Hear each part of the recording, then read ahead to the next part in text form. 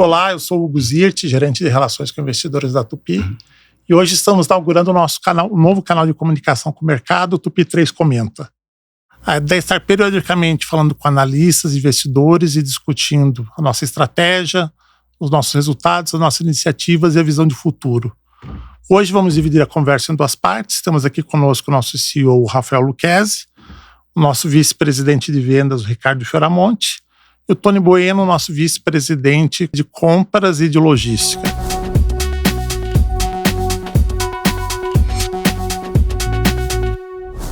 Vamos começar, Rafael, falando um pouco aqui do negócio tradicional da companhia, que são os componentes estruturais, que historicamente eles apresentam margem de 2 dígitos, e nesse segundo trimestre, em particular, a margem foi um pouco pior, foi de 7%.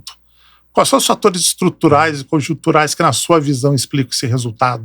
Olha, o ano de 2025 tem se apresentado como um ano de enormes desafios e grande complexidade. Isso nasce, Hugo, em todo o processo de geopolítica que o mundo está vivendo, que o planeta está vivendo, um tensionamento das relações comerciais, que cria uma série de desafios e complexidade. Há também uma previsão de redução do nível de atividade interna nos Estados Unidos, que se constitui num grande mercado para a Tupy. A Tupy é líder global de blocos e cabeçote. Nós exportamos para mais de 40 países, mas claramente os Estados Unidos se constituem num grande mercado, num mercado estratégico para nossas operações. E essa agenda de geopolítica, combinado também com essas barreiras comerciais, criaram um enorme desafio para nós. Então, a combinação desses fatores, aliado à elevação dos juros no mercado doméstico brasileiro, criaram uma redução. Veja só que nós produzimos blocos e cabeçote que está dentro de uma cadeia global. Essa cadeia tem sofrido muito.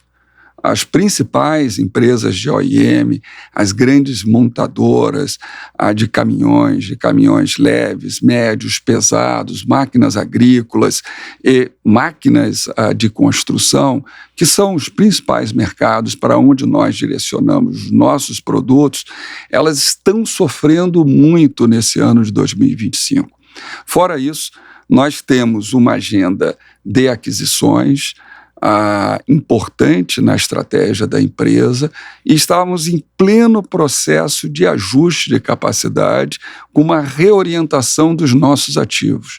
Esse conjunto de medidas que foram tomadas a partir da nova realidade geopolítica e também das barreiras comerciais fizeram com que todo o esforço que nós estávamos fazendo teve que ser abandonado para o redirecionamento do novo footprint da organização da nossa produção e do nosso chão de fábrica. A combinação desses fatores acabou tornando o ano ainda mais sacrificante para o que nós estávamos fazendo. Agora, o que nós estamos fazendo nessa situação? Estamos, como a gente vai ver aqui nessa conversa, adotando um conjunto de ações que vão na direção do fortalecimento da nossa resiliência. A Tupy tem uma estrutura de produção em 3 continentes, produzimos no Brasil, no México, na Europa. Isso permite uma enorme flexibilidade e resiliência da nossa produção, o que nesse novo ambiente de maior protecionismo acaba sendo um posicionamento extremamente estratégico, como também vamos fazer o necessário ajuste de capacidade, só que agora numa nova receita, com uma nova estratégia, em que isso vai ser determinante. Fora isso, um conjunto de ações também de ajuste estratégico na nossa produção, no sentido de permitir que nós consigamos, no tempo futuro, no cenário futuro, um posicionamento ainda mais forte para a empresa. Então, o que está acontecendo com essa crise toda é uma certa redução do mercado hoje. Mas o mercado não desapareceu. como nós estamos vendemos para um produto que é bem de capital, ele flutua muito ajustado às condições de mercado. A incerteza e a elevação da taxa de juros são sempre inversamente proporcional aos fundamentos desse mercado. Então, os decisores, os frotistas, os investidores de bens de capital, eles procrastinam a decisão de investimento. Mas o mercado não desapareceu.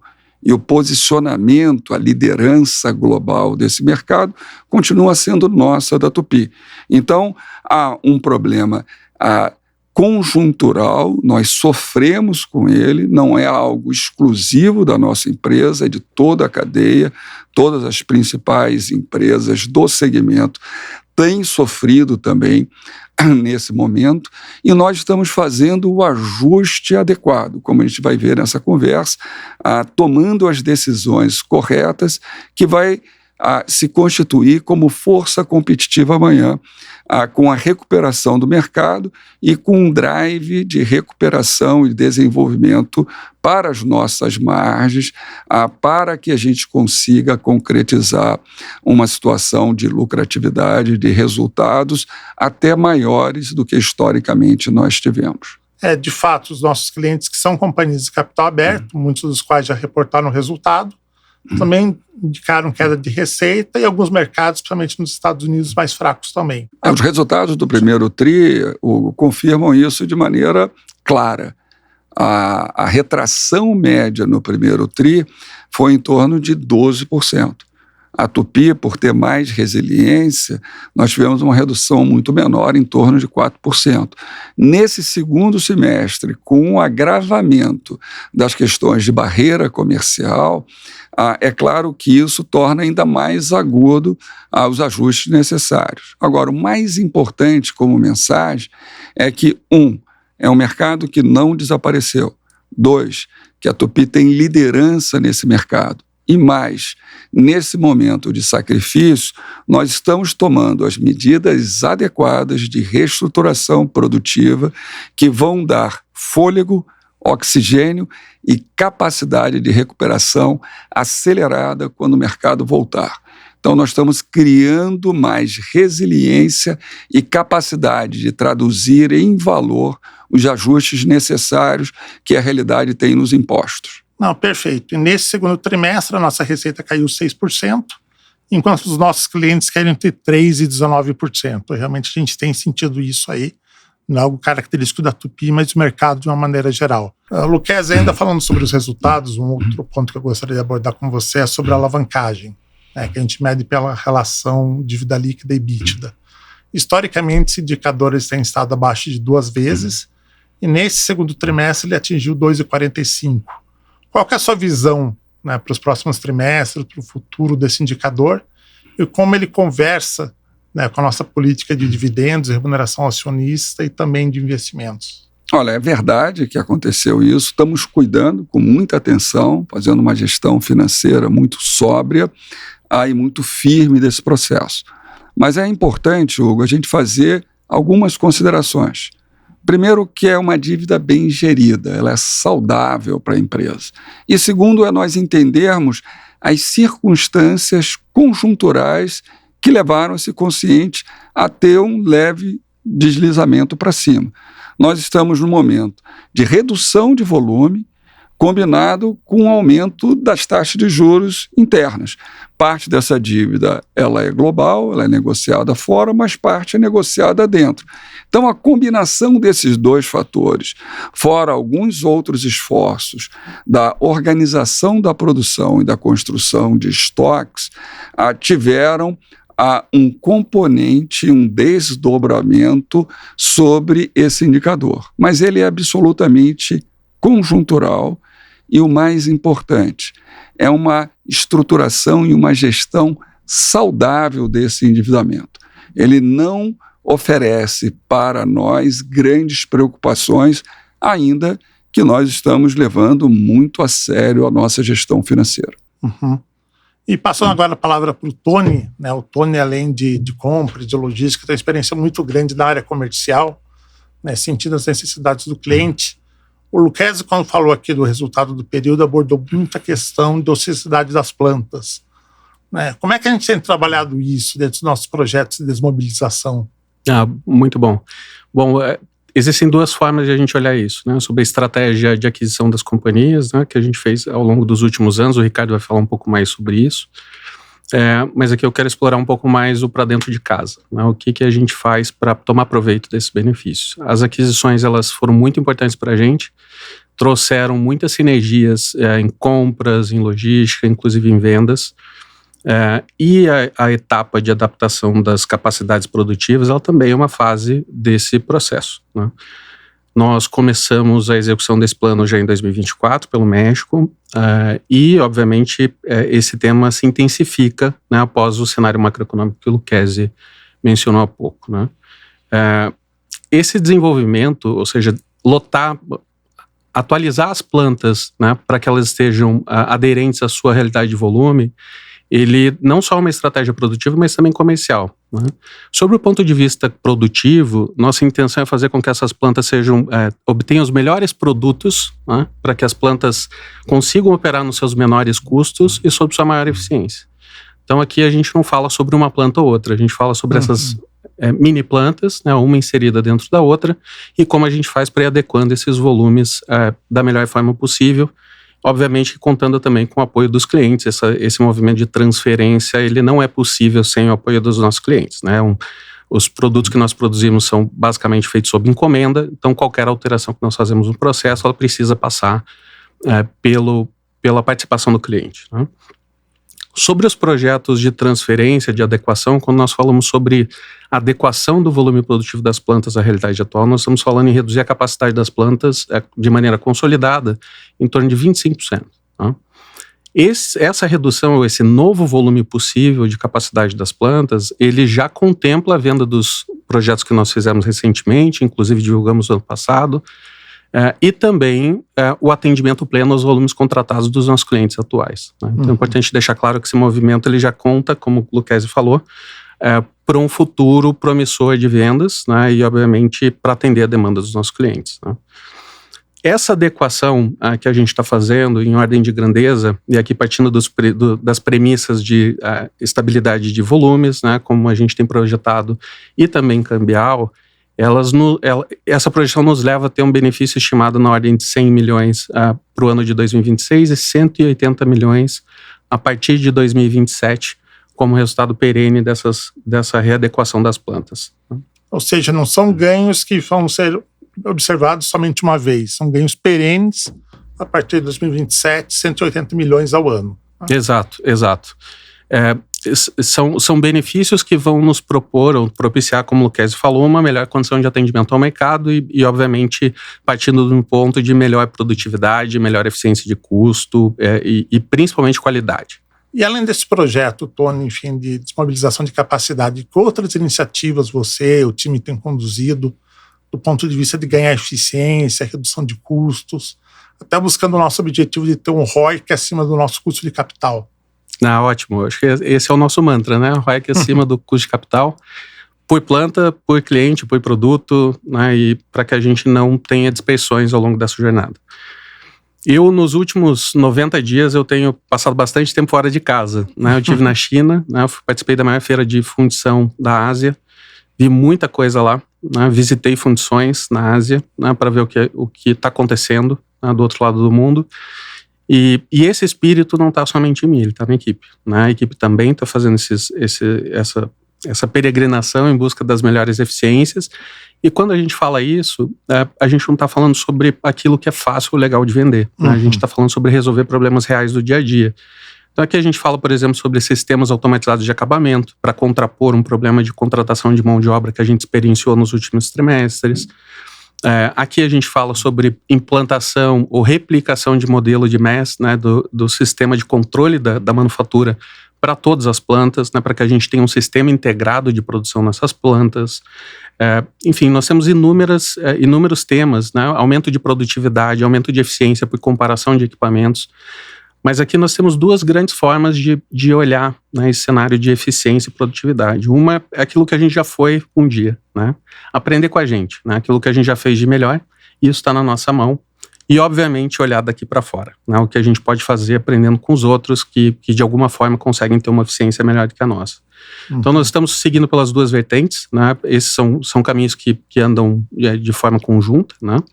E muitas vezes é mais fácil pular uma tecnologia e já seguir para a última, né? E não ter a experiência toda. Então, a gente tem adotado esse princípio, né, de visualização de oportunidades, de encurtamento de caminhos e, obviamente, impacto ao cliente para beneficiar a companhia e, obviamente, seu estado futuro. Não, legal. Deixa eu fazer só um parênteses aqui importante. Eu tenho visitado os clientes com o Ricardo e nós colocamos 3 questões fundamentais que vai nortear a estratégia da Tupy no futuro. 1, a agenda de qualidade. Essa é uma agenda cada vez mais importante no negócio e que a empresa tenha um dever de casa nessa agenda, e estamos fazendo. 2, processo de produção mais limpo. Nós vamos avançar com a incorporação de novas tecnologias, seja como o Tony falou, na parte de automação, seja em novas rotas tecnológicas que sempre marcaram o espírito da Tupy. A Tupy nasce como uma empresa de base tecnológica e isso vai ser também o grande desafio de consolidação do nosso futuro. Se colocar como uma empresa de engenharia de alta qualidade com agregação de valor. O Ricardo vai fazer referência nos desafios que nós temos nos novos contratos, que cada vez mais carregam essa nova geração de motores com desafios de engenharia, com margens melhores e com melhor posicionamento estratégico. E também um salto na nossa engenharia, nas agendas de manutenção, de estruturação da nossa produção, além do novo footprint, onde nós ajustamos o excesso de capacidade com a nova realidade de mercado.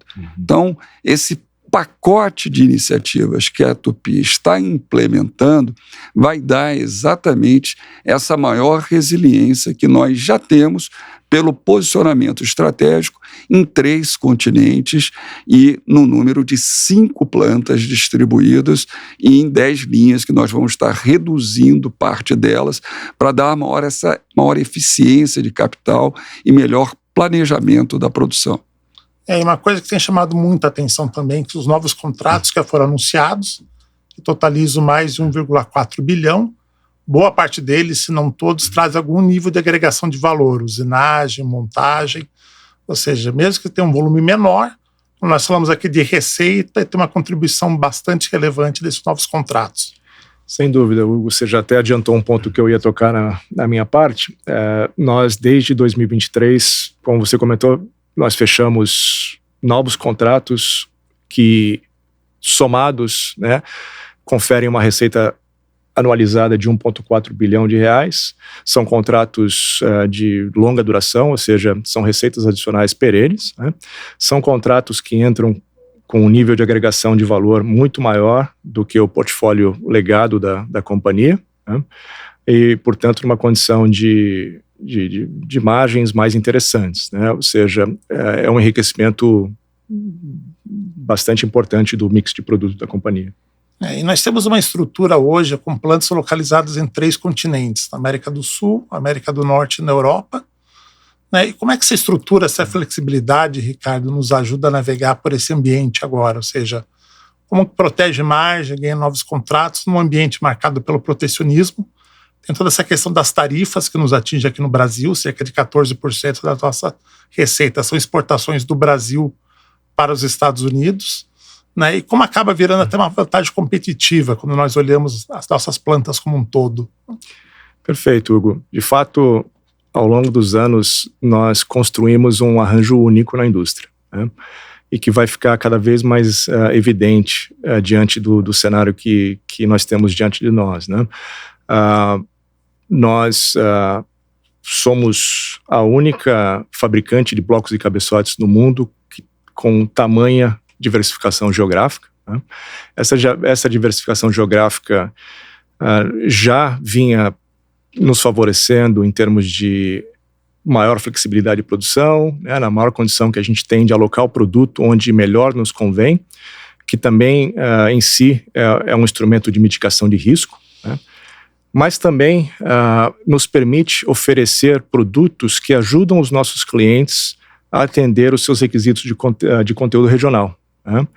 E isso é um dos grandes drivers dessa situação que a gente acabou de descrever, dos novos contratos, que motivou grande parte da conquista desses contratos, né, o nosso posicionamento, como eu disse, como o único fornecedor que traz isso para a mesa, né, ou seja, a condição de ajudar os nossos clientes a atenderem os seus requisitos de conteúdo regional. E essa diversificação geográfica, o nosso posicionamento em mercados como México e Brasil, tornam-se ainda mais importantes nessa situação nova, né, das tarifas, das barreiras comerciais, né. Como você comentou, Hugo, nós temos cerca de 14% das nossas receitas que são exportações do Brasil para os Estados Unidos, obviamente ficam sujeitas às tarifas, né. E aqui é importante a gente destacar o seguinte, né, as tarifas que passaram a vigorar a partir de abril, né, os 10%, já foram negociadas com os nossos clientes, né, os nossos contratos prevêem o repasse, e então essa etapa foi cumprida, os repasses aconteceram aos nossos clientes, nós temos acordos com os nossos clientes para que eles absorvam né, esses 10%. Outro ponto importante a se destacar é que nós, em todos os momentos, até por uma política de atendimento aos nossos clientes, nós contamos com estoques nos Estados Unidos, né? Então, nesse momento, ou em todos os momentos, nós contamos com cerca de 2 meses e meio, 3 meses de produtos no chão, né, próximos aos nossos clientes. E a situação nesse momento agora, nós temos cerca de 2 meses e meio, 3 meses de produtos já internados com a tarifa de 10%. Outro ponto importante a destacar é que a ordem executiva que elevou, então, as tarifas para 50%, estabelece que os produtos em trânsito que chegarem aos Estados Unidos até o dia 4 de outubro continuam sujeitos à tarifa de 10%. Então, quando nós somamos o que está em trânsito com aquilo que já está no chão nos Estados Unidos, nós temos cobertura para as necessidades dos nossos clientes de produtos tarifados a 10%, até o final do ano, praticamente, né? Isso faz com que o impacto para a Tupy em 2025 não seja material, aliás, seja próximo de zero, né? E o nosso desafio agora transforma-se, então, nas medidas de mitigação da segunda etapa, né, das tarifas, os 40% adicionais. E eu tenho bastante confiança que esse tempo que a gente ganha agora com esse produto que já está internado nos Estados Unidos ou em trânsito, que fica sujeito a 10%, nos dá tempo suficiente para, então, trabalhar nas medidas de mitigação. A principal delas, e aí eu volto ao tema da nossa diversificação geográfica e a importância da presença no México, né? Ou seja, nós teremos tempo para transferir esses produtos que ficam sujeitos a partir do Brasil, né? Transferir para o México e passar a entregar para os nossos clientes, então, produtos mexicanos. Oh, perfeito. E falando um pouco de futuro agora, Lucchesi, enfim, como que a companhia está alocando recursos, tempo, capital, né, para os objetivos de aumento de margem, diversificação de receitas, enfim, como tem sido essa agenda? Vou começar desse ponto que o Ricardo falou muito bem, dessa configuração única que a Tupy tem. Não só por atuar em 3 continentes e com múltiplas plantas, mas também nos desafios de incorporação de valor, como ele colocou, perseguindo contratos de mais valor agregado, com mais margem, com maior conteúdo tecnológico e evoluindo na estruturação de novos serviços, tanto usinagem, semi-montagem, montagem de motores. Mas isso também revela um outro aspecto único da nossa estruturação.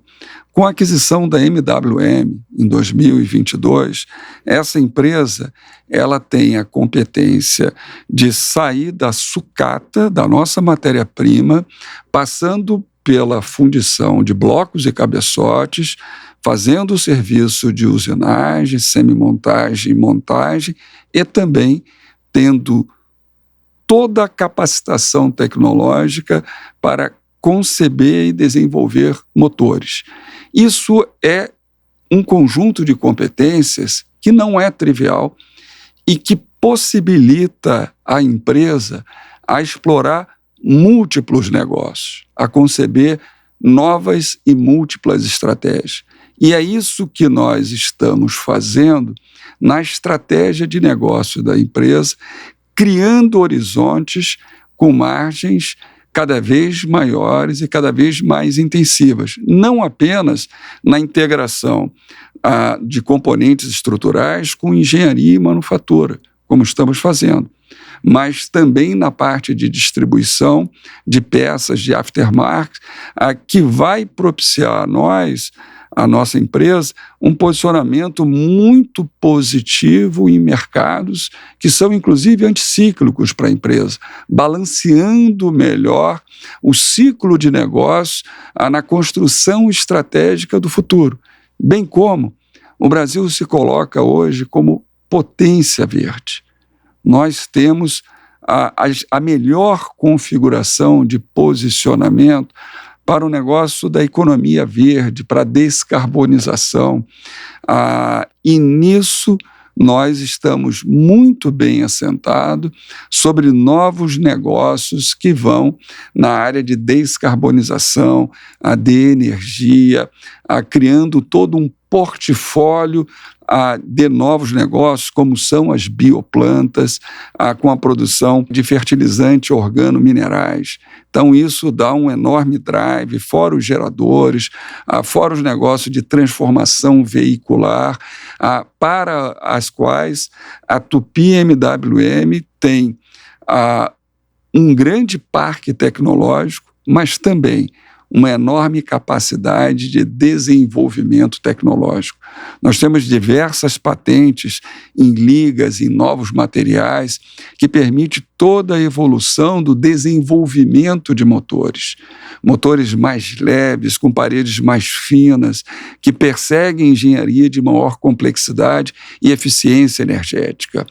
Em toda a agenda voltada para uma produção mais limpa, buscando também as novas performances de condicionamentos de margem de tolerância cada vez menores pelo conjunto de tecnologia embarcadas nos motores, mas também a busca de motores mais eficientes, que têm uma menor emissão, e tudo isso marca esse horizonte de uma equação com um sistema de produção mais limpo.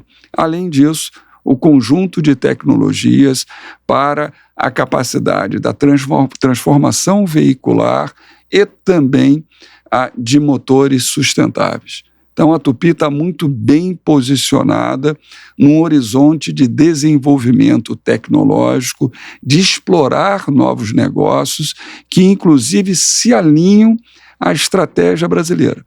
O Brasil certamente emerge nesse contexto como uma potência verde. O Brasil tem enormes potencialidades a partir de toda o potencial que o Brasil tem para a energia verde, para combustíveis sustentáveis, e isso é uma agenda: o combustível sustentável de aviação, o combustível sustentável marítimo, toda a agenda de emissões. O Brasil tem um enorme potencial na transição energética e na descarbonização produtiva, na economia verde. E seguramente uma empresa de infraestrutura como é a Tupy, ela pode ser um alicerce importante para o desenvolvimento do Brasil de um oceano azul, aquele conceito lá criado com aquela escola de negócio, o INSEAD, francês.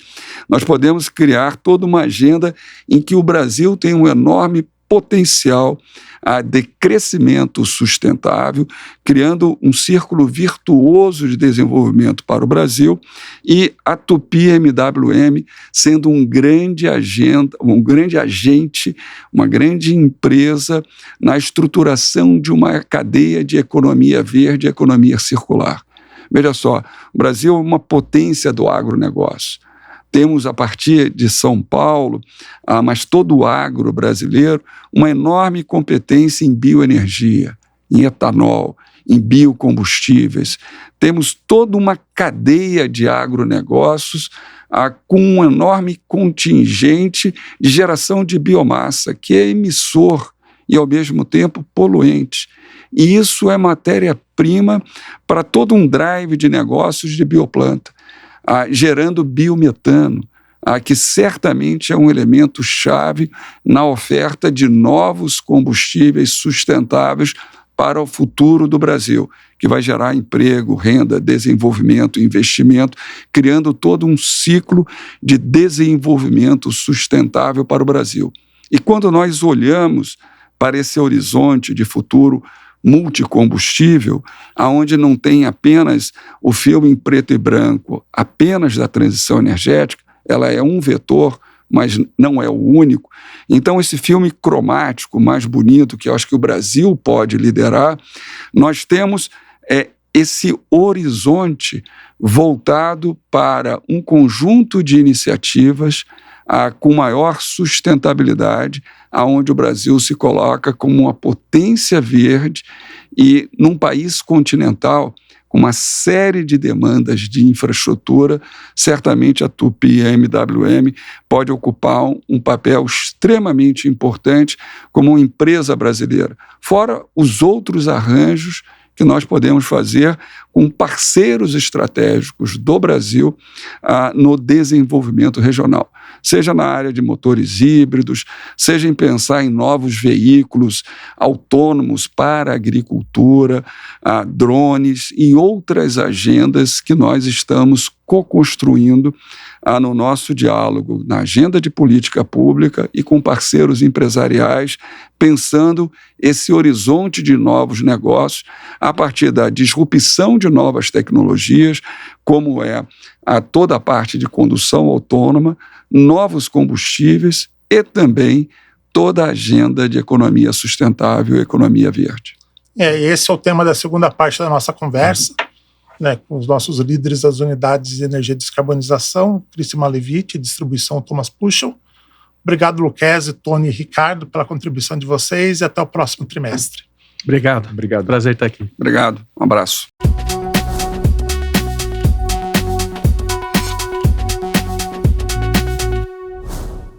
Cristian e Thomas, muito obrigado pela presença de vocês.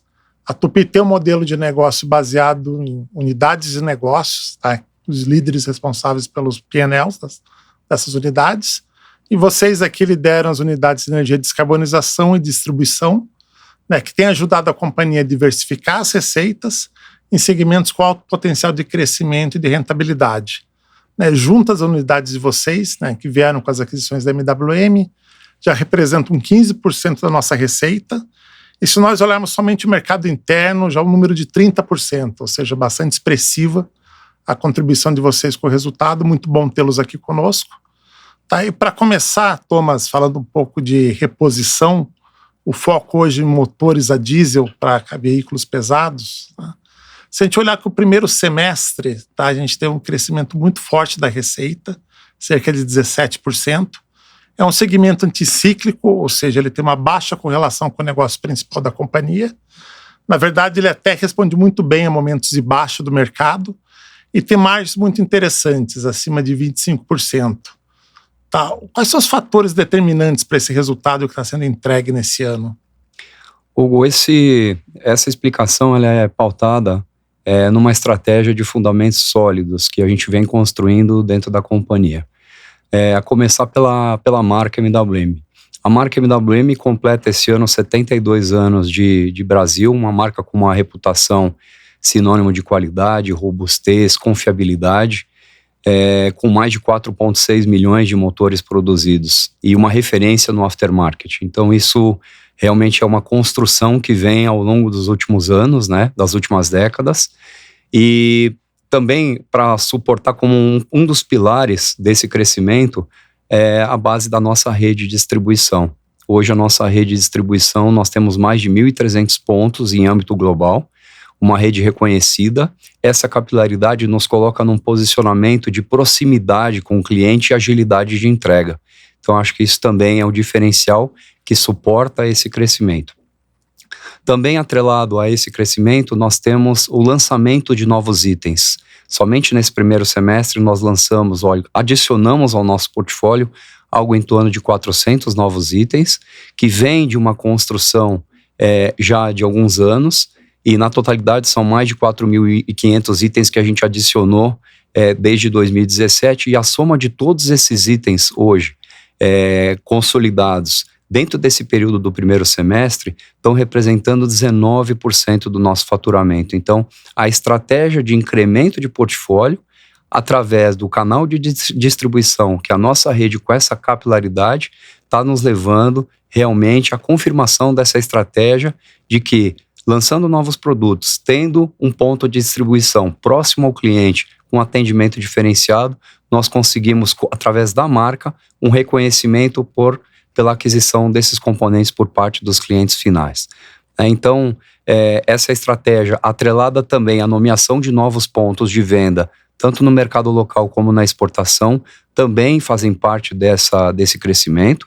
Nós retomamos também as vendas para o mercado argentino, com essa retomada da economia, também foi um ponto importante nesse primeiro semestre, que apresentou um crescimento frente ao mesmo período do ano passado.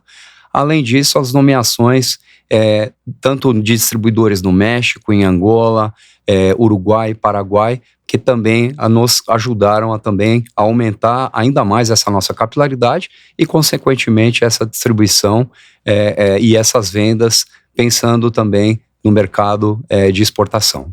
Tá. E historicamente, Thomas, esse aqui é um negócio que ele tem crescido a taxas bastante elevadas, né, superiores a 10%. Mas, às vezes, assim, se nós olharmos a nossa participação de mercado, no mercado interno, né, ela é inferior a 10%. Ou seja, tem todo um oceano pela frente para capturar as oportunidades. Qual que é a estratégia para aumentar a receita e a participação de mercado da MWM? Esse é um ponto importante, né, que faz parte já da nossa construção para os próximos 5 anos, que são estratégias bem sólidas. Quando a gente vai trazer aqui a base de mercado, hoje no mercado local, a frota circulante de motores diesel está em aproximadamente 6,4 milhões, sendo que 30% MWM, 70% de motores multimarcas.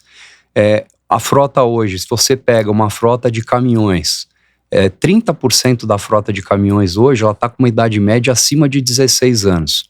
Quando a gente vai para o segmento agrícola, na parte de tratores, 50% é uma frota circulante acima de 20 anos. Então, isso nos traz uma oportunidade e uma possibilidade de, através da nossa rede, de atender esses mercados, realmente algo extraordinário.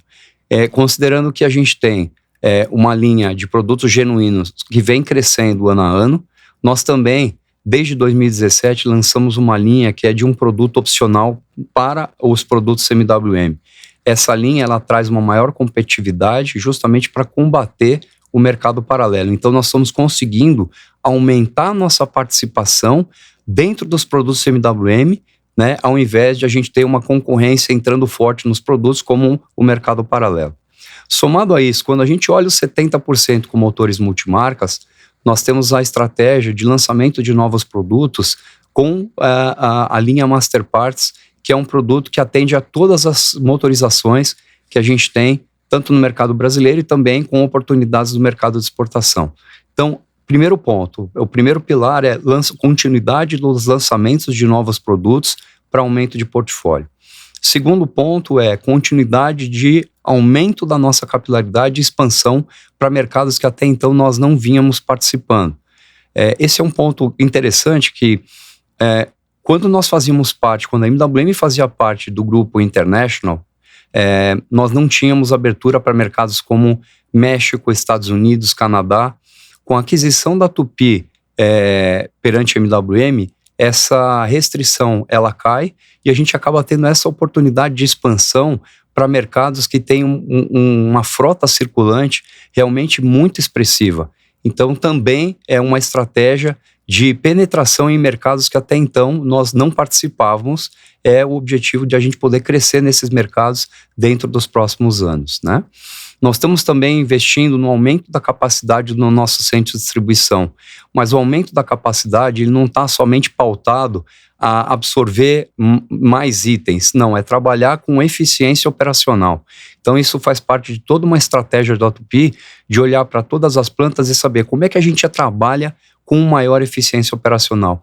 E esse aumento e essa ampliação que a gente desenhou, ela traz também uma mudança de layout que vai nos levar a um aumento de produtividade de até 35%. Então também trazendo uma agilidade com eficiência operacional com o melhor custo possível. Então essa estratégia é que nós estamos desenhando, uma estratégia sólida, uma estratégia que realmente já vem se demonstrando como uma estratégia assertiva e que a gente quer continuar investindo, né, para que a gente consiga realmente manter esse crescimento de 2 dígitos. E como referência, de 2017 a 2024, nós crescemos 80%. Né? Então, realmente, os números, eles vêm se confirmando e é algo que nós estamos aí realmente trabalhando. Né? Quando a gente fala de peças de reposição, o investimento no desenvolvimento, ele é baixo, né? Só que o que a gente tem é um investimento mais em capital de giro. Então, é isso que a gente tem que ter um equilíbrio que a gente consegue colocar uma eficiência operacional para poder girar mais e trazer um melhor resultado para a companhia. Você comentou um ponto interessante que é a alocação de capital, né? Ou seja, nós não fabricamos as peças e também, enfim, nós não temos o centro de distribuição. Realmente, mobilização de capital é puramente o estoque, não é? Exatamente, é o que a gente trabalha. E além disso, só para complementar também, Hugo, a estratégia do cross-sell, né? Então, todo o portfólio que nós temos dentro da unidade de energia e descarbonização, como transformação veicular, motores marítimos, geradores, todo esse portfólio da companhia também suportado pela estratégia, né, de peças de reposição e com essa capilaridade de atendimento através da nossa rede. Você comentou de geradores, agora eu pergunto para o Christian. Isso aqui é um produto importante para a sua unidade de negócios, que teve um crescimento muito expressivo nesse trimestre, de 19%. Né? Qual que é a estratégia para ganhar participação e continuar crescendo nesse mercado? Pergunta interessante, Hugo. Esse negócio ele foi o primeiro negócio da companhia, né? Pivotando o motor, né? A combustão, que tradicionalmente há mais de 70 anos, né? Nós temos liderança aqui na nossa região. Quando nós decidimos entrar em 2019 nesse negócio, até por conta da reputação que o Thomas comentou até há pouco, né? Em torno dessa competência, a gente esperava uma aceleração bastante grande e dentro de 2, 3 anos a gente capturou realmente a liderança do mercado. Então nós já temos hoje uma posição de destaque e não mais só como fabricante de motores, né? Mas como um fabricante de equipamentos que traz uma solução completa para o cliente, que envolve a máquina, os painéis, toda a parte que está em volta dessa solução.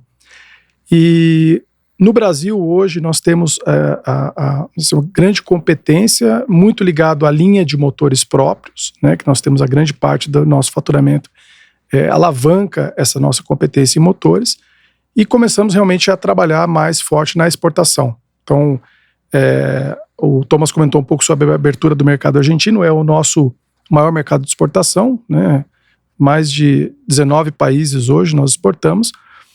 Mas para que a gente possa ser consistente nessa estratégia, a gente precisava de lançamento de novos equipamentos, equipamentos que se acomodam mais a cada um desses países, né? Foi o que nós fizemos durante o ano passado, com a engenharia, uma engenharia local, super competente, foi criar equipamentos que tivessem mais adequados a esses mercados, seja em tecnologia, seja em custo, né? Então a gente começa esse ano a faturar esses novos equipamentos para esses países, e também uma outra estratégia de conectar modelos de máquinas, tipos de máquinas diferentes daquelas que tradicionalmente nós produzíamos, né? Se você olhar o segmento de data center, por exemplo, né, um segmento que globalmente cresce bastante por toda a demanda que a gente tem de informação, inteligência artificial, o Brasil ainda tem muito a crescer. Nós temos, né, menos de 200 data centers no Brasil, uma projeção de crescimento, né, extraordinária, mas essas máquinas não são produzidas no Brasil. Tradicionalmente são máquinas importadas. Então a nossa expectativa é, a partir de agora também, entrar nesse segmento com máquinas maiores, através de parcerias nesses motores, e da mesma forma que nós crescemos, né, até agora com os geradores, a gente também quer crescer nesses novos segmentos, principalmente exportação, né, e data centers, né. Biocombustível para nós é uma realidade, né, nós temos falado muito disso, né, de descarbonização, e as nossas máquinas também já contemplam esse tipo de tecnologia para atender principalmente o agronegócio, né.